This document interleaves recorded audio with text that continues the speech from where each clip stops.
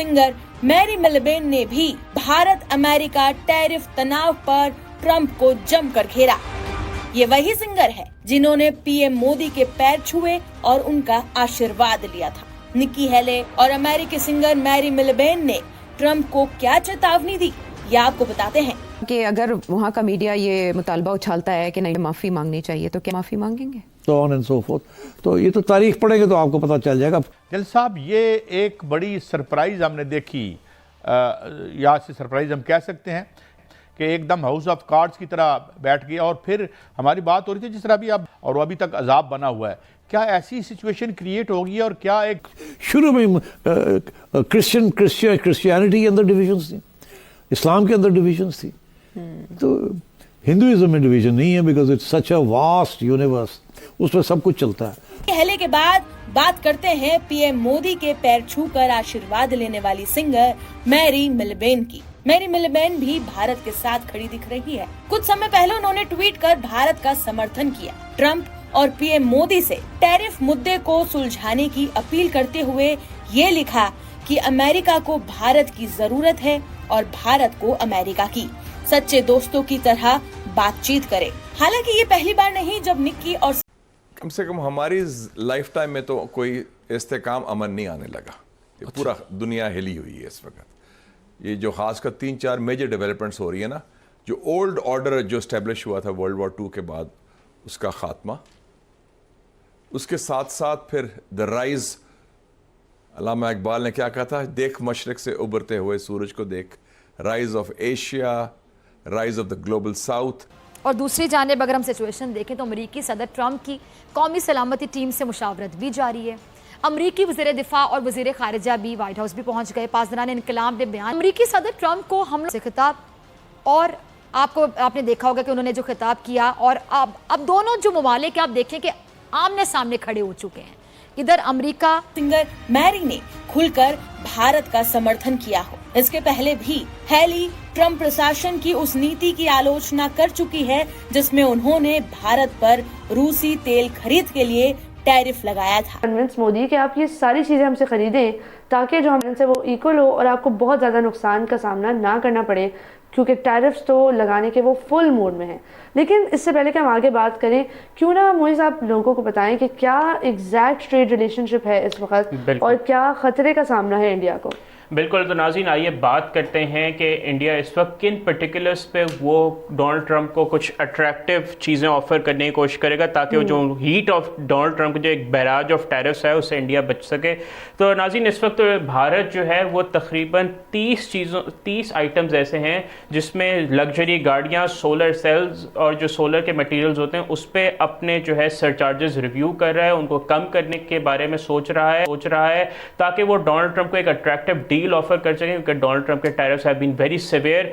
और अगर हम दोस्तों, निकी हेली जो हैं, आपको पता है उनकी बड़ी अहमियत है अमेरिकी पॉलिटिक्स में, खास तौर पे रिपब्लिकन पॉलिटिक्स के अंदर। उन्होंने प्रेसिडेंट को कहा है कि जनाब आप एक स्ट्रेटेजिक डिजास्टर कर रहे हैं, you are losing India, Nikki Haley. और उन्होंने सीधी सीधी बात की। उन्होंने कहा ट्रंप को कहा है कि मोदी से ताल्लुकात को ठीक करो और चाइना को काउंटर करो, दैट इज अमेरिका स्ट्रेटजी, तुम इससे पीछे हट रहे हो। So Nikki Haley is an important person, remember, ये एक इंपॉर्टेंट पर्सन है अमेरिका के अंदर। You just can not ignore her, आप उसे इग्नोर नहीं कर सकते। उसकी वजह यह है कि वो एक इंपॉर्टेंट हैसियत रखती है अमेरिकी सियासत के अंदर। रिपब्लिकन, उसने इलेक्शन भी लड़े थे, सारा जो तमाशा उस वक्त हुआ था उन्होंने किया था। अब वो यूनाइटेड नेशंस में एम्बेसडर रही हैं। अब वो अमेरिकी, अब if you are an American ambassador to the United Nations, you do understand the global politics, multilateral politics, America's global interest. So that is why ये कह रही है कि ये स्ट्रेटेजिक डिजास्टर है। और ये उन्होंने कहा है, ओपिनियन पीस लिखा है न्यूज वीक में। वो कहते हैं ये हमारा डेमोक्रेटिक पार्टनर है, जबरदस्त किस्म का पार्टनर है।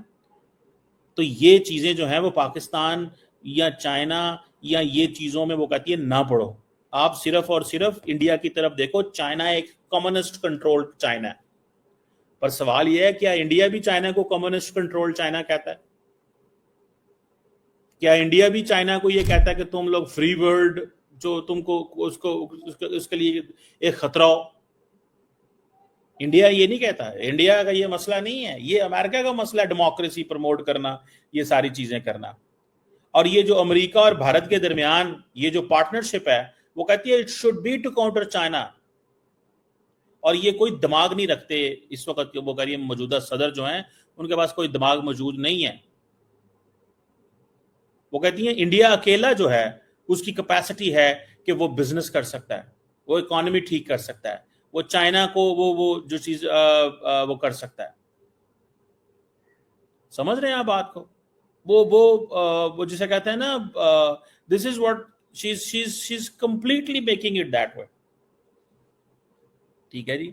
सो मुझे ऐसे लगता है, व्हाट आई अंडरस्टैंड, जो मैं चीज को अंडरस्टैंड करता हूं, कि जो भी इंपॉर्टेंट चीज देखी जाएगी, जो भी इंपॉर्टेंट चीज देखी जाए, अमेरिका के अंदर पॉलिटिशियंस ने अब इंडिया की साइड लेना शुरू कर दिया, ओपनली खुल के। नमस्कार दोस्तों, जय हिंद।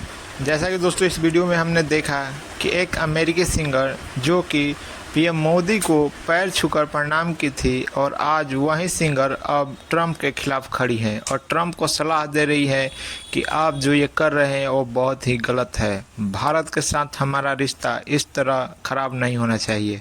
दोस्तों उनका कहना है कि जिस तरह से अमेरिका की ज़रूरत है भारत, उसी तरह भारत को भी ज़रूरत है अमेरिका। दोनों को कॉमन ग्राउंड पर आकर एक ऐसी बीच का हल निकालना चाहिए जिससे दोनों देशों के रिश्ते खराब ना हो। लेकिन साथ ही दोस्तों उन्होंने कहा यह भी कि ट्रंप इस दौर में बहुत ही बड़ी मिस्टेक और बड़ी भूल कर रहे हैं, जो अमेरिका को अपने बीते हुए दौर को याद रखना चाहिए कि किस तरह से इंडिया ने हमें एक बार फिर छोड़ने के लिए मन बना लिया है।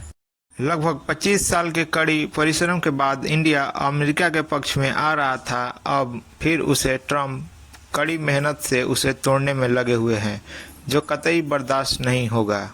दोस्तों वीडियो पसंद आए तो वीडियो को लाइक करें, चैनल को सब्सक्राइब करें और शेयर भी करें। बोलना शुरू कर दिया है, उसकी मल्टीपल रीजंस हैं। निकी हेली के अलावा जो समोसा कॉकस के लोग हैं वो भी सामने आए थे बाय द वे। और आपको पता है ना समोसा कॉकस कौन सा कॉकस?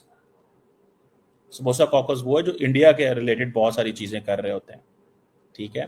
सो एक तो इस चीज को हमें देखना है थोड़ा सा। दूसरी तरफ हमें जिस चीज को देखना है या जो अहमियत देनी है वो क्या है, वो ये है कि निकी हेली के अलावा कौन बोल रहा है। निकी हेली वाली समोसा कॉकस बोल रहा है। लार्जली कोई बंदा इस वक्त ट्रंप को नाराज करने को तैयार नहीं है, बिकॉज अभी तो 8 महीने हुए हैं ट्रंप को, 3 साल और 3 महीने पड़े हुए हैं। तो ट्रंप से बहुत कुछ चाहिए, और जैसे ही ट्रंप जाएगा तो शायद बहुत सारी चीजें चेंज हो जाएं। अब वो कह रहे हैं कि इंडिया इज इसेंशियल और क्रिटिकल